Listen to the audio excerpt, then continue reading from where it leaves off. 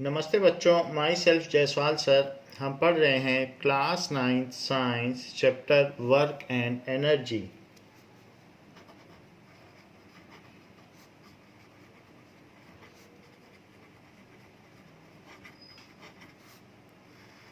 So what is work in scientific terms? Like we are going and going to upstairs and then coming down, so we may say that it is a work, but in terms of science it is not a work. We may be writing something, cooking, and it may be work in our daily terms. However, in science it is not termed as work. In terms of science, what is work?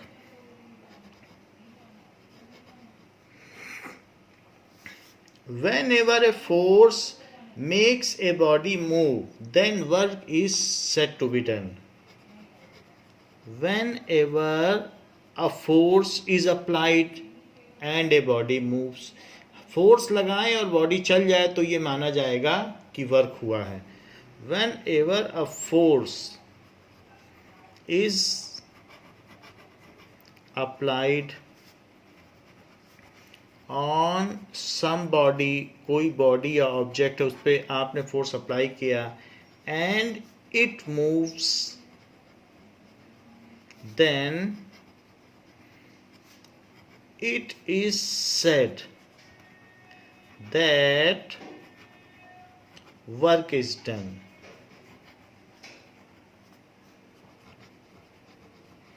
तो ये माना जाएगा कि work हुआ है. Now work is denoted by W. जैसे कि मान लीजिए एक कोई ऑब्जेक्ट है और हमने इस पर फोर्स लगा दिया, इसको यहाँ से पुश किया, और फोर्स लगाने के बाद ये बॉडी अपनी इनिशियल पोजीशन से यहाँ तक आ गई. यहाँ से इसके सेंटर से यहाँ के सेंटर तक की डिस्टेंस ले लो. Let it has been displaced by a d distance. तो आपने कितना काम किया हो यहाँ पर. So if force is applied, F force is applied on a body and the body get displaced in the direction of applied force by d meter. If F Newton force is applied on somebody and body get displaced by d meter along the direction of applied force, along the direction of applied force, then it is said work is done. It is said that work is done.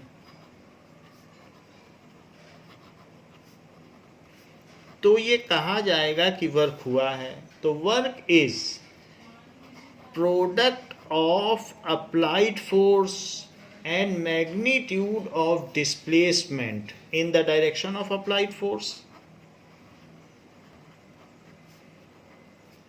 तो work क्या चीज है? ये दो चीजों का product है. एक तो कितना डिस्प्लेसमेंट हुआ है. सो ये कहा जा सकता है force into displacement in the direction of applied force, या आप डिस्टेंस भी कह सकते हैं क्योंकि मैग्नीट्यूड ऑफ डिस्प्लेसमेंट को डिस्टेंस भी कहा जा सकता है.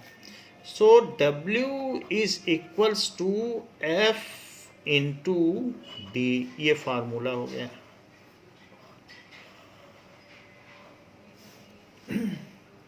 सो what is work? Work is product of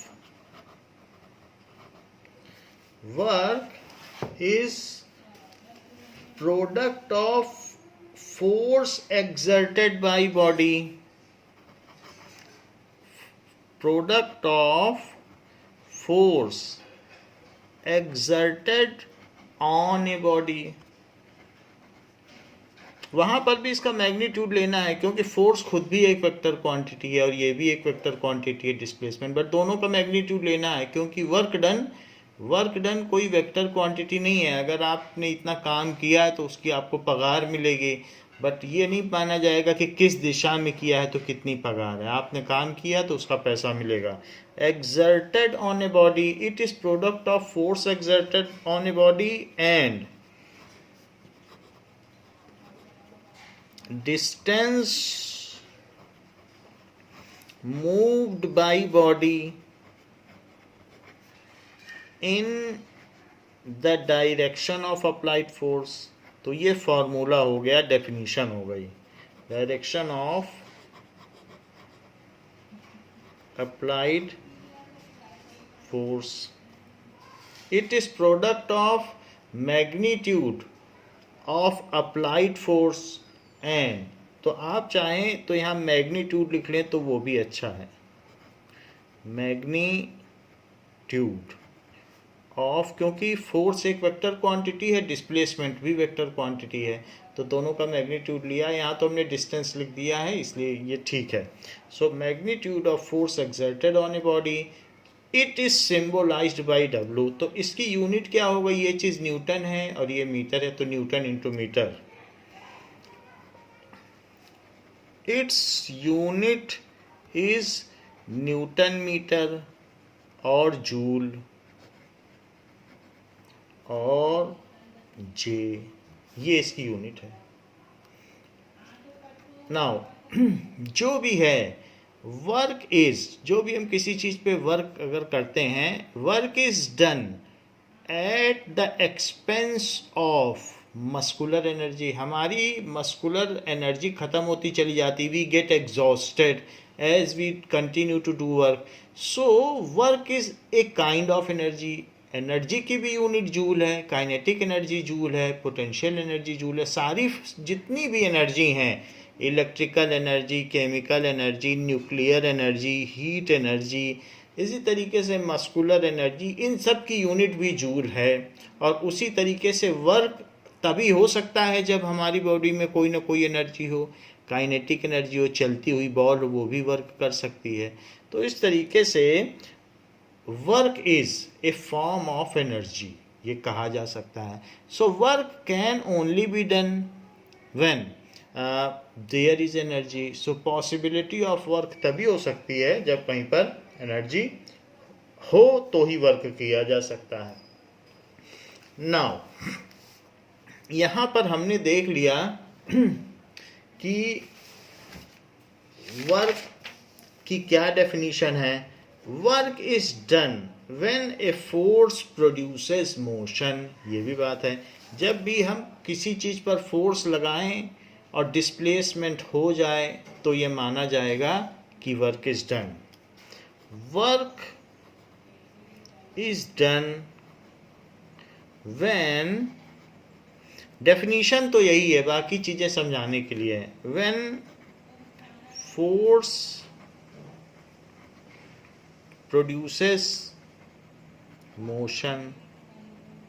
ये अब देखो, जैसे कि इंटरस्टेलर स्पेस है, इंटरस्टेलर स्पेस में बहुत सारे प्लैनेट्स होंगे और वहाँ पर कोई बहुत दूर दूर तक, जैसे ये कोई चीज़ मूव कर रही है, इंटरस्टेलर स्पेस जहाँ पर बहुत दूर दूर तक ना कोई ग्रेविटी हो ना फ्रिक्शन हो, तो एक प्लैनेट मूव कर रहा है, तो अगर इसके पास मोशन है तो ये अपने आप प्लैनेट चलता चला जाएगा, इसके ऊपर फ्रिक्शन है ही नहीं, और ये इन्फिनिटी तक, टिल इटर्निटी, अनंत काल तक, अनंत काल तक ये एक ही दिशा में ऐसे ही चलता रहेगा उसी स्पीड से। फोर्स नहीं लग रहा है। लेकिन कोई भी प्लैनेट, क्योंकि फ्रिक्शन नहीं है स्पेस में कहाँ फ्रिक्शन है? कोई चीज़ किसी, ना एयर है, एयर भी नहीं है, तो फ्रिक्शन कहाँ से होगा? तो अब इस पर फोर्स जीरो है। इस प्लेनेट को किसी ने शुरू में धक्का दे दिया था, फिर छोड़ दिया, लेकिन अभी तो कोई फोर्स नहीं लग रहा है, तो इसको कोई स्पीड मिल गई, किसी ने धक्का दे दिया या किसी से ये ब्लास्ट हुआ, फिर ये तब से मिलियंस ईयर से चलता ही चला जा रहा है। अच्छा, इसमें डिस्प्लेसमेंट हो रहा है क्योंकि थोड़ी देर बाद ये प्लेनेट यहाँ पहुँच जाएगा और फिर और भी आगे जाएगा, तो हम कह सकते हैं कि इसमें तो डिस्प्लेसमेंट हुआ है। बट ये इंटरस्टेलर स्पेस है, अंतराण्विक आकाश, जहाँ दूर दूर तक न कोई ग्रेविटी है, न कोई प्लेनेट है, न कोई फ्रिक्शन है। सो ऐसी चीज़ को कहते हैं इंटरस्टेलर स्पेस। और ऐसे स्पेस में अगर एक प्लेनेट मूव कर रहा है तो हम यहाँ वर्क डन निकालें, तो work done is equals to force into displacement या मैग्नीट्यूड ऑफ डिस्प्लेसमेंट। तो फोर्स यहाँ 0 है जबकि डिस्प्लेसमेंट 0 नहीं है, तो वर्क डन 0 हो गया। If no force is applied then there is no work done. If no force is applied then there is no work done। कोई काम नहीं होता, क्योंकि एक भी चीज़ अगर 0 है, या ये 0 या ये 0, तो कोई काम नहीं माना जाएगा। तो ये बात कही गई। एक और भी चीज़ है, अगर हम जैसे वॉल पे फोर्स लगाते हैं तो वॉल तो खिसकती नहीं है, तो हम फोर्स लगाएं और डिस्प्लेसमेंट ना हो। आप दीवार पर कितना भी फोर्स लगा दें तो क्या वो आपके कोर्ट यार्ड की या स्कूल की जो प्रेमिसेस की जो दीवार है, फेंसिंग है, क्या वो खिसक जाएगी? नहीं खिसकेगी। So if force is applied but no displacement takes place then also no work is done. D 0 हो जाए, फोर्स तो लगाते ही रहोगे लेकिन दीवार खिसके ही ना। If force is applied and there is no displacement, कोई डिस्प्लेसमेंट ही ना हो,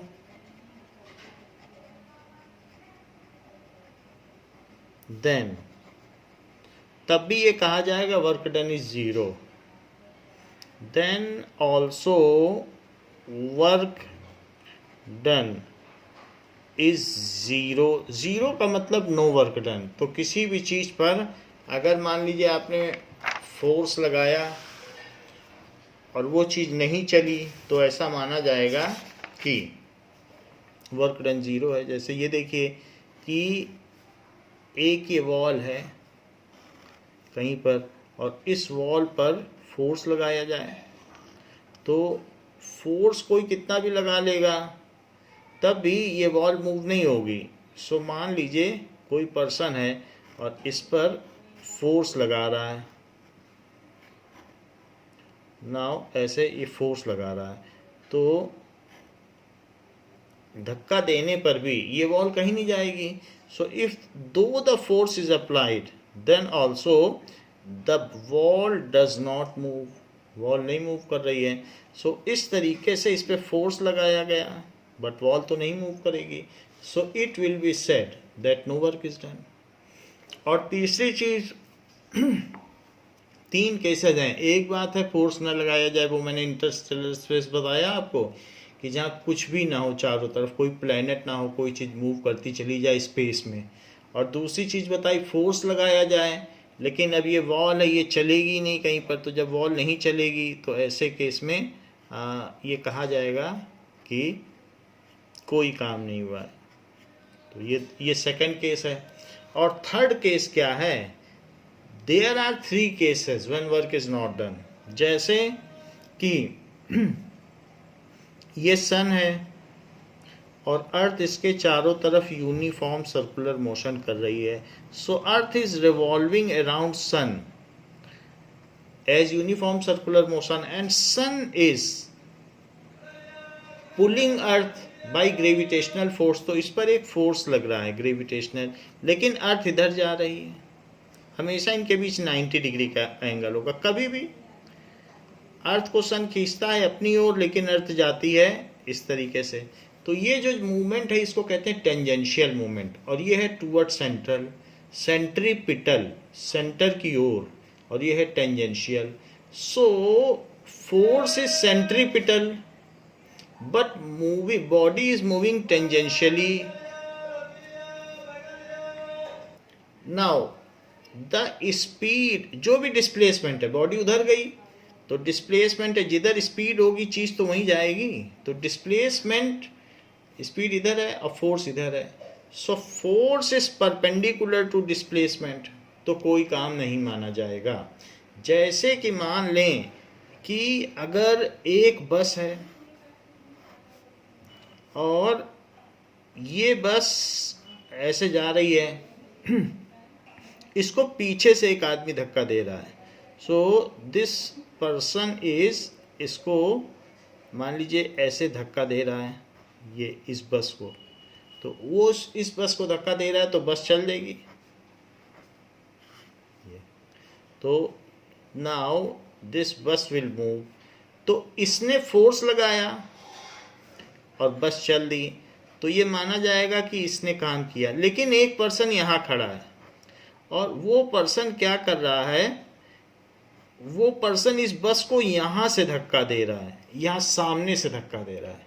तो बस वहाँ जा रही है और वो इधर से धक्का दे रहा है, तो इसको तो पैसा मिलेगा कि इसने जिधर फोर्स लगाया चीज़ उधर गई। इसको कोई पैसा नहीं मिलेगा जो यहाँ पे फोर्स लगा रहा है, इधर से धक्का दे रहा है। अगर आप किसी कार को पीछे से धक्का दोगे तो चल जाएगा, और जिधर विंडो है, जिधर गेट की ओपनिंग है, वहाँ से धक्का दोगे तो कार थोड़ी ना चलेगी। तो जब हमारा फोर्स मोशन के परपेंडिकुलर हो, मोशन इधर हो रही, डिस्प्लेसमेंट इधर हो रहा और ये परपेंडिकुलर है, तो ऐसे केस में सन का क्या रोल है उस मोशन के लिए? कुछ रोल नहीं है। 90 डिग्री पे इसके कितने भी फोर्स लगाने से बस इधर जाएगी ही नहीं।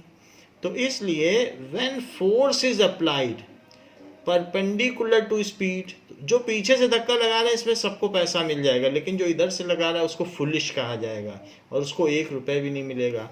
तो इसलिए वर्क डन कब नहीं माना जाता? Work is not done if force is perpendicular to displacement. Work is not done when force applied is perpendicular to displacement। ये चीज़ है, जैसे कि प्लैनेटरी मोशन में आपको दिखा दिया। तो इनकी समरी ये है कि work is not done if f is equals to 0, d is equals to 0 और f is perpendicular to d। 3 चीज़ें हैं, या तो फोर्स 0 हो जाए, या डिस्प्लेसमेंट 0 हो जाए, या ये दोनों एक दूसरे के परपेंडिकुलर हों। उस केस में वर्क नहीं माना जाएगा। ये देखिए, आप देखें वर्क डन पॉजिटिव कब होता है, ये तो हमने बता दिया। वर्क डन 0 कब है? वर्क इज नॉट डन का मतलब है कि वर्क डन 0 जूल। लेकिन वर्क डन पॉजिटिव कब है और निगेटिव कब है? सो ये तो है work is not done.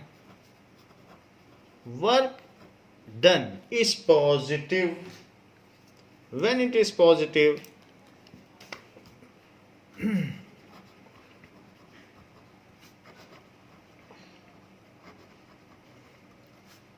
if force is applied and displacement takes place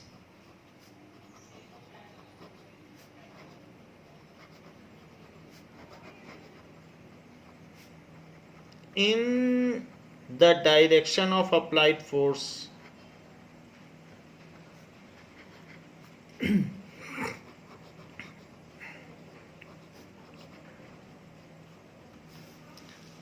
तब पॉजिटिव होगा। मान लीजिए एक ये ऑब्जेक्ट है और इसको एक पर्सन यहाँ इस तरीके से धक्का दे रहा है, ये तो ये इस पे फोर्स लगा रहा है और इस तरीके से ये फोर्स लगा रहा है, फिर ये चीज़ चलने भी लग गई।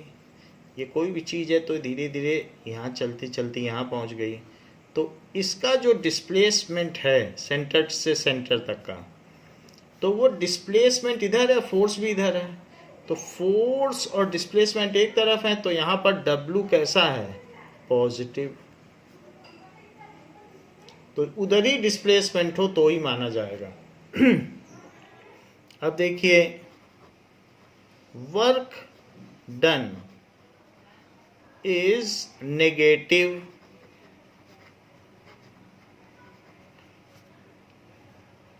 if displacement is opposite to the applied force.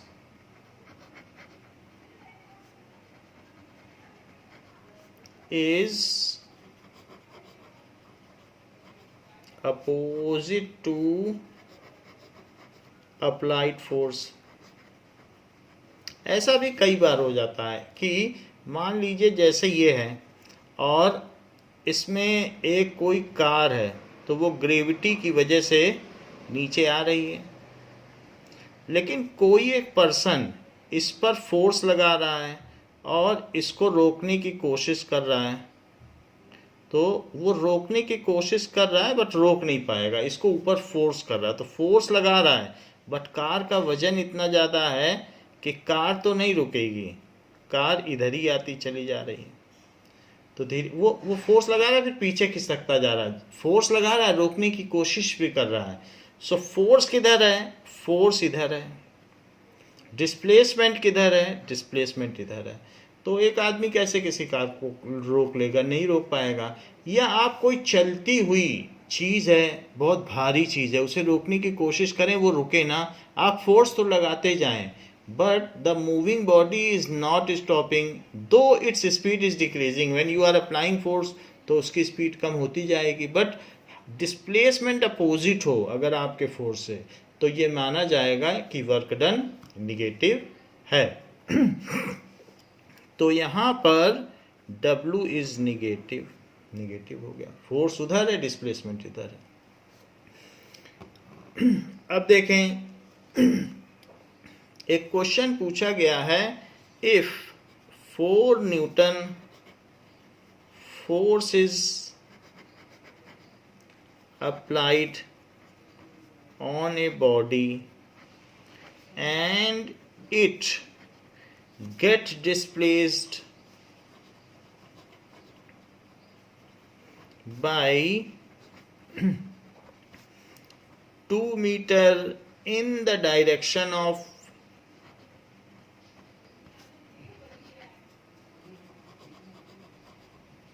Applied force. अगर इसका डिस्प्लेसमेंट हो जाए, जिधर हमने फोर्स लगाया उधर ही डिस्प्लेसमेंट हो जाए, find work done on body. Work done किस पर किया जाता है? On body. So work done का क्या फॉर्मूला है? Force into displacement. तो कितने न्यूटन आपने फोर्स लगाया? Now we have applied 4 Newton and displacement is 2 meter, so it is 8 Newton meter. Newton meter को ही जूल कहते हैं। it is 8 joule, so work done is 8 joule.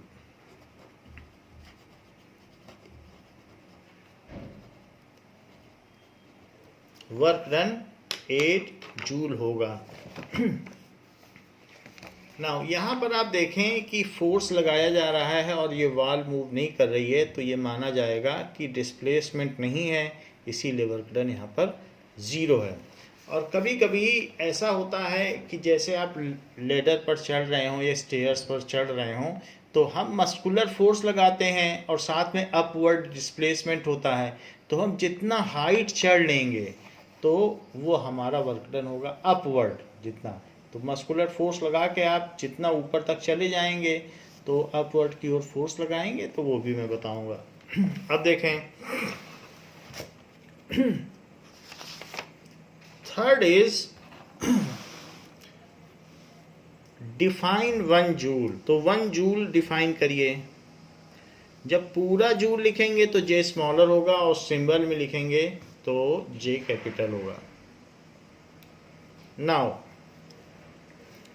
If force applied on something is 1 Newton और उसकी वजह से उसमें displacement आ जाए 1 मीटर का, तो ये चीज इधर चलने लग जाए। सो इफ यूनिट फोर्स या 1 Newton force is applied, force आपको लगातार लगाते रहना है, फोर्स छोड़ने पर वर्क डन नहीं माना जाएगा।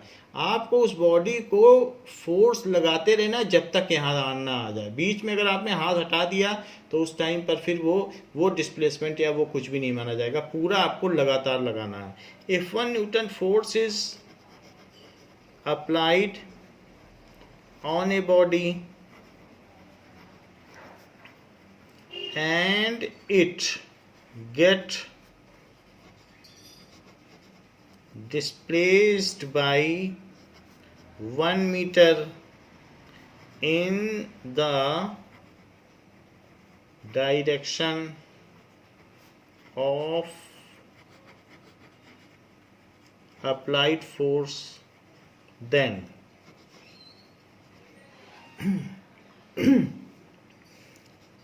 work done on body is 1 joule. जरा देखें वर्क डन क्या होता है, फोर्स इनटू डिस्प्लेसमेंट। तो मैंने 1 न्यूटन फोर्स लगाया और 1 मीटर इसमें डिस्प्लेसमेंट हुआ, तो 1 न्यूटन मीटर, न्यूटन मीटर को ही जूल कहा जाता है, तो 1 जूल हो गया। ये भी 1 कर दो, ये भी 1 कर दो, ये 1 हो जाएगा। तो इसी तरीके से हमने W को डिफाइन किया है। Now this is about work done। तो बुक में कई जगह W is equals to F into S लिखा है, S को डिस्प्लेसमेंट पाना है। बात एक ही है, कई जगह हम लोग डिस्टेंस ट्रेवल को D मानते थे और कई जगह S, तो S भी लिख सकते हैं, तो ज़रूरत पड़ेगी तो जैसा सिंबल बुक में होगा वैसा ही हम कर देंगे। Now example 11.1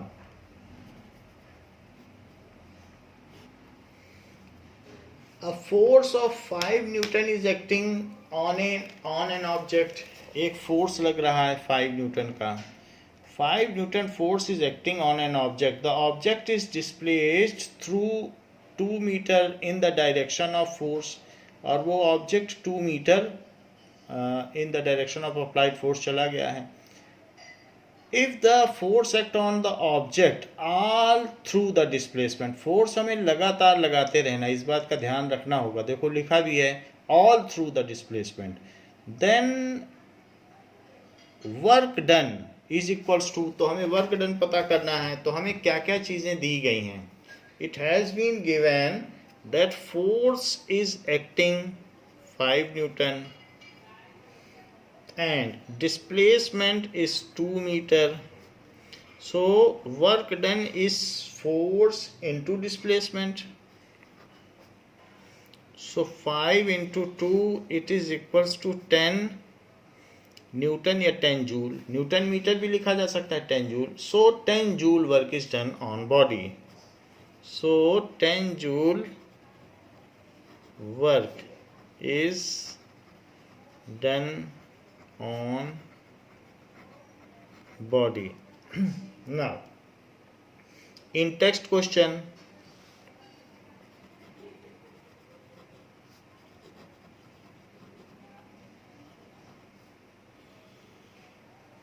so in text question number 1, page number 148,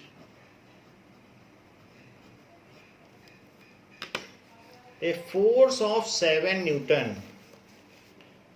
on an object, 7 newton का फोर्स है, and the displacement is 8 meter. 7 newton लगाया, 8 मीटर डिस्प्लेसमेंट हो गया in the direction of force.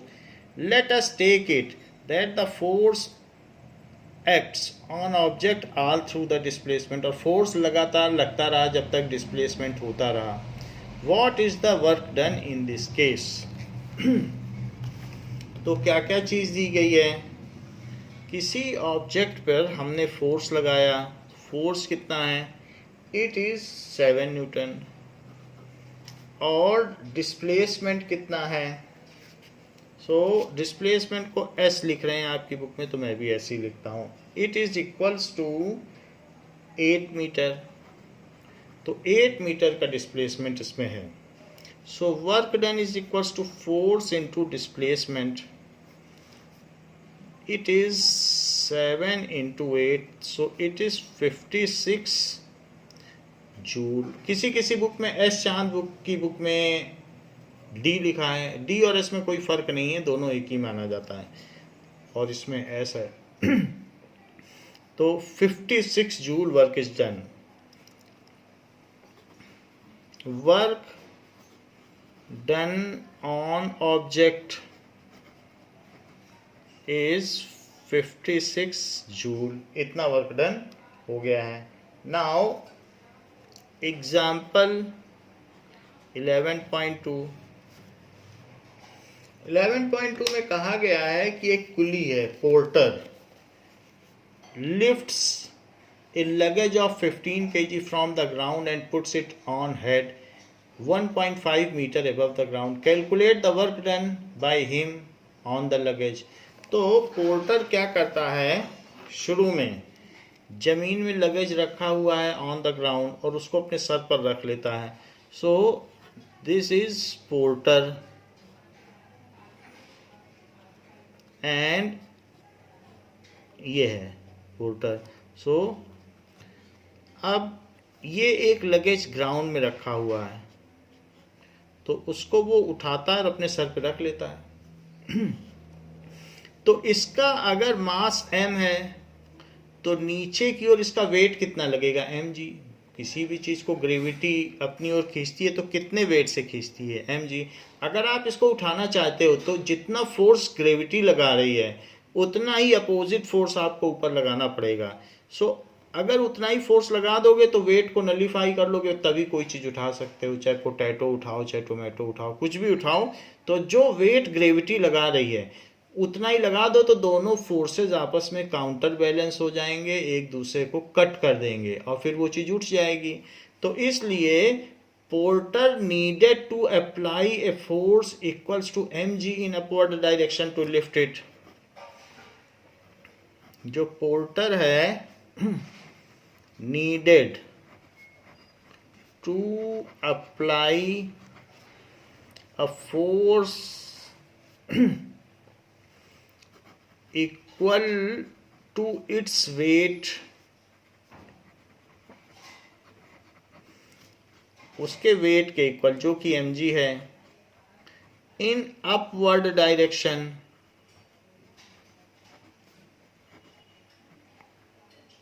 In order to lift it. अगर वो उसे उठाना चाहता है, in order to lift it, तो वो फोर्स लगाएगा और इसे उठा लेगा। और उसकी खुद की हाइट कितनी है, जितना वो उठाना चाहता है, 1.5 मीटर। तो वो अपवर्ड फोर्स लगाएगा और उसे उठा लेगा। सो ऐसे केस में वो जो पोर्टर है वो इस लगेज को उठा लेता है अपने हेड पर, ऐसे ये उठा लेता है। नो, तो इस तरीके से उसने उस चीज़ पर फोर्स लगाया, अपवर्ड मस्कुलर फोर्स लगाया और इतना उठा लिया। तो कितना उठा लिया, 1.5 मीटर। तो अपवर्ड फोर्स है, तो अपवर्ड फोर्स कितना लगाया उसने, mg के इक्वल। हमने आपको बताया उतना ही फोर्स लगाना पड़ेगा जितना उसका वेट है, तभी उठा पाएगा। तो अपवर्ड फोर्स mg है, और हाइट कितनी है, h। तो m की वैल्यू बुक में दी गई है कि 15 kg का है, तो ये 15 kg का है। और g बोला है 10 लेने के लिए, ऐसा क्वेश्चन में दिया तो नहीं है, बट आंसर में ऐसा लिखा गया है 10। तो जो आंसर में दिया है वही g मैं ले लेता हूँ। तो इट इज़ 150 न्यूटन। ये kg है, ये मीटर पर सेकंड स्क्वायर, क्योंकि ग्रेविटेशनल एक्सीलरेशन भी एक एक्सीलरेशन है और उसकी यूनिट भी मीटर पर सेकंड स्क्वायर होती है। तो kg मीटर पर सेकंड स्क्वायर, ये kg होता है मास, इसी को न्यूटन कहते हैं। तो ये हो गया। और जितना डिस्प्लेसमेंट हुआ वो हाइट है, तो कितना उठाया 1.5 मीटर। तो जिधर फोर्स लगाया उधर ही उठाया, तो पॉजिटिव वर्क डन माना जाएगा और उसको इसका पैसा मिलेगा। Force into S that is 150 और इसको लिखो 1.5, इन दोनों को मल्टीप्लाई कर दो। So it is equals to 15 का 15 में करो 225, तो 2250, बट एक डिजिट पहले डेसिमल है तो यहाँ डेसिमल लगा दो, इतने joule. So 225 joule. So work done on luggage is 225 joule. Work done by porter. Porter work done कर रहा है, किस पर कर रहा है, ऑन लगेज, इज 225 जूल। इतना वर्क डन हुआ। अब देखिए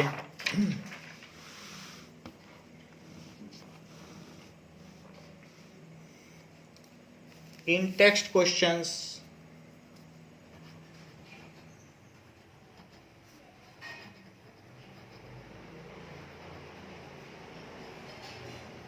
page number 149,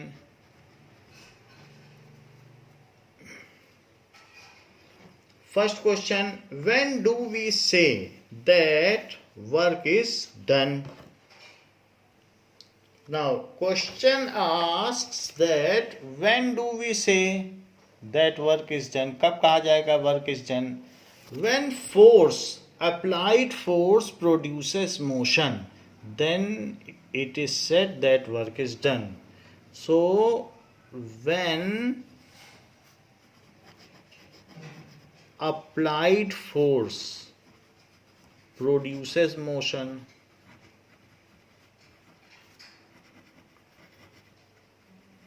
then it is done. It is said that work is done.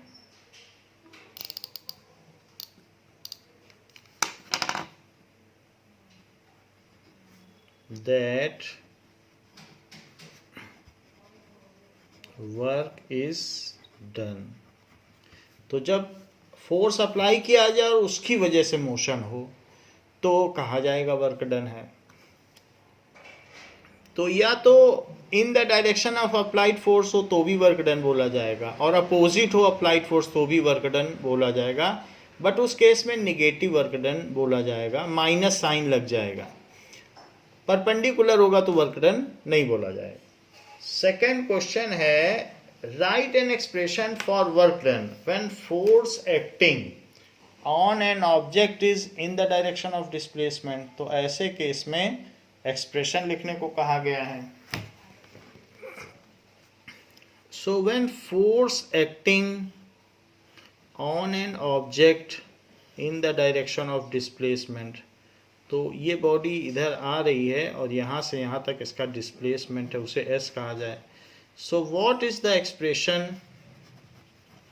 Work is equals to force into distance travelled, that is W is equals to F into S, where W is scalar quantity. Work done एक scalar quantity है, it is a form of energy.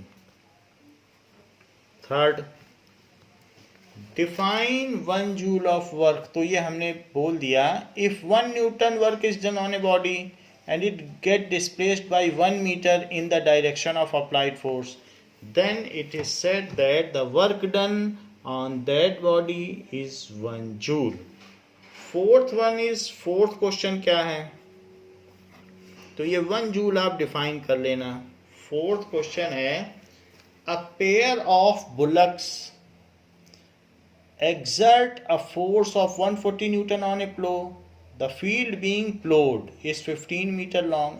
How much work is done for plowing the length of field? ये कहा गया है कि a pair of bullocks, so bullocks हैं जो कि क्या कर रहे हैं, they are plowing the field, तो ये प्लो कर रहे हैं। फील्ड को, and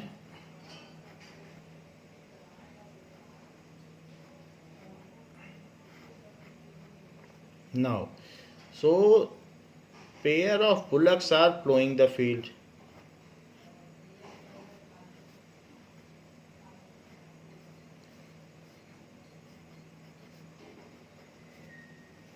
and this is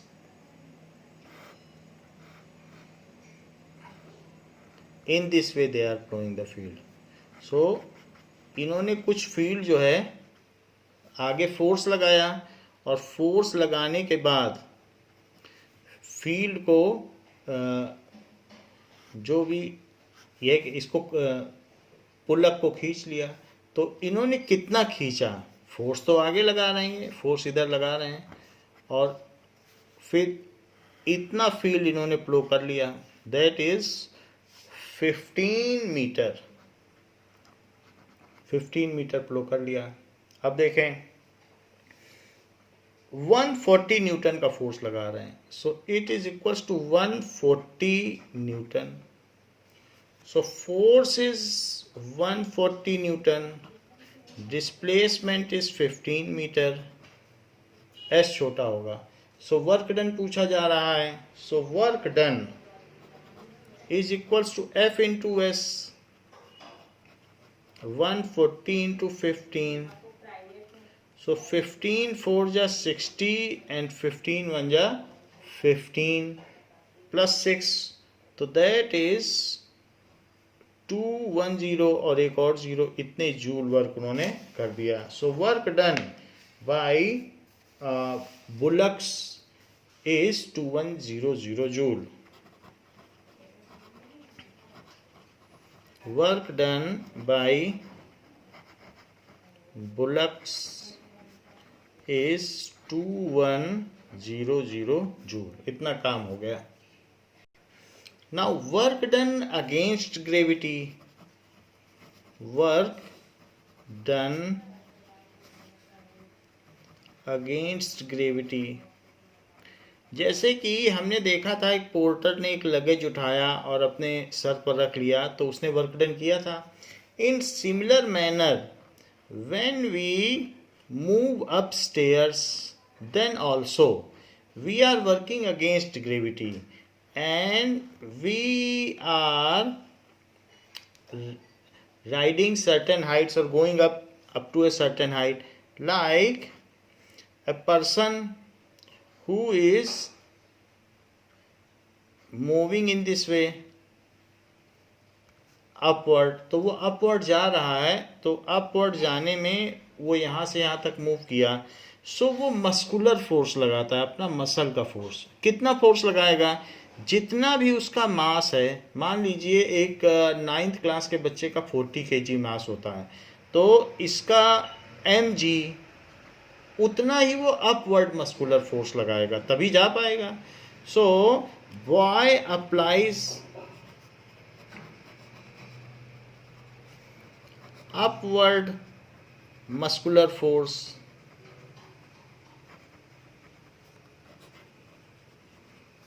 opposite to its weight, वो upward है तो opposite है, equal to its weight in order to move up in stairs।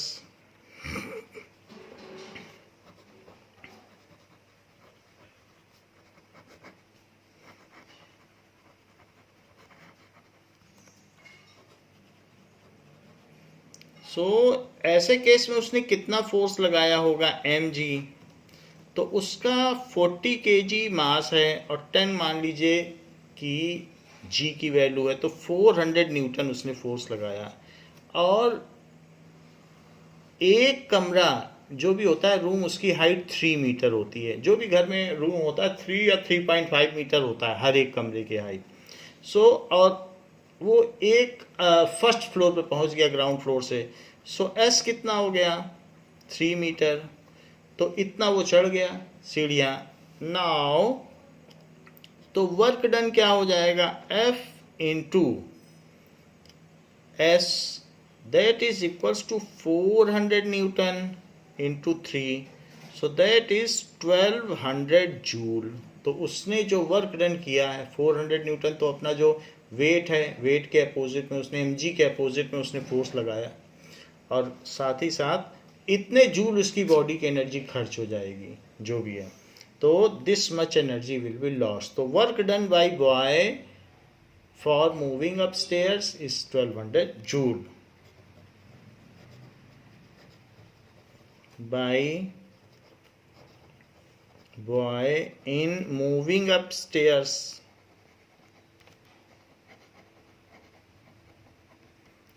is 1200 joule. और कंटिन्यूअसली उसने वर्क डन किया है, क्योंकि कंटिन्यूअसली मस्कुलर फोर्स लगा रहा है।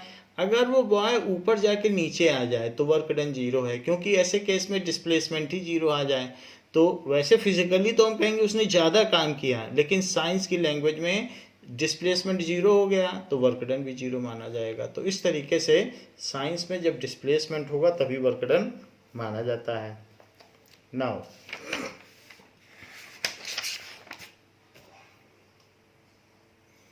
Like here we can say some satellite, जिससे हमारा मोबाइल कम्युनिकेशन होता है, ये सैटेलाइट है, आर्टिफिशियल सैटेलाइट। मून भी एक सैटेलाइट है, अर्थ एक प्लेनेट है। तो मून नेचुरल सैटेलाइट है और ये आर्टिफिशियल है, जैसे इनसेट है, आर्यभट्ट है, ऐसे सैटेलाइट्स इंडिया छोड़ती रहती है। तो इनका काम होता है कि टेली कम्युनिकेशंस या मोबाइल नेटवर्क, या जो आर्मी है, एयरफोर्स है, डिफेंस कम्युनिकेशंस के लिए यूज़ होता है। तो इसमें अर्थ की ओर इस पर एक ग्रेविटेशनल फोर्स लग रहा है, बट इसका मूवमेंट जो है सर्कुलर है, जैसे यहाँ दिखाया गया है। तो ऐसे केस में if force is perpendicular to displacement then there is no work is done। तो सैटेलाइट पर कोई भी वर्क डन नहीं होता, क्योंकि फोर्स नीचे लग रहा है और उसके परपेंडिकुलर जो भी है मोशन है, displacement perpendicular. When displacement is perpendicular to applied force then no work is done. Now what is energy? Let us see कि एनर्जी क्या होती है। So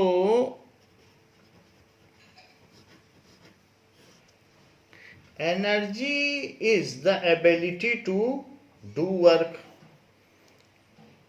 energy is the ability to do work. We do work at the expense of energy। हम जितना काम करेंगे उतने हमारी बॉडी की एनर्जी चली जाएगी। We do work at the expense of energy। Energy खर्च होती है तो हम कोई काम कर पाते हैं। The amount of energy possessed by a body is equals to amount of work it can do when energy is released। हमारी बॉडी में जितनी एनर्जी है हम उतना काम कर सकते हैं। तो ये भी बात इंपॉर्टेंट है। Amount of energy possessed by a body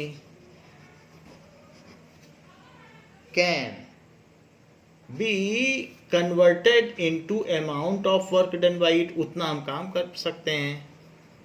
can be converted into amount of work done. जितना हमारे पास एनर्जी है हम उतना काम कर सकते हैं। So this is how energy is converted into work. हम फूड एनर्जी लेते हैं, फूड खाते हैं, वो केमिकल एनर्जी है। फिर हम रेस्पिरेशन करते हैं तो बॉडी में हीट प्रोड्यूस होती है, फिर हीट एनर्जी बनती है। उसी हीट एनर्जी से मस्कुलर एनर्जी बनती है और उसी मस्कुलर एनर्जी से हम काम कर लेते हैं और कोई चीज़ मूव करने लगती है तो काइनेटिक एनर्जी में बदल जाती है।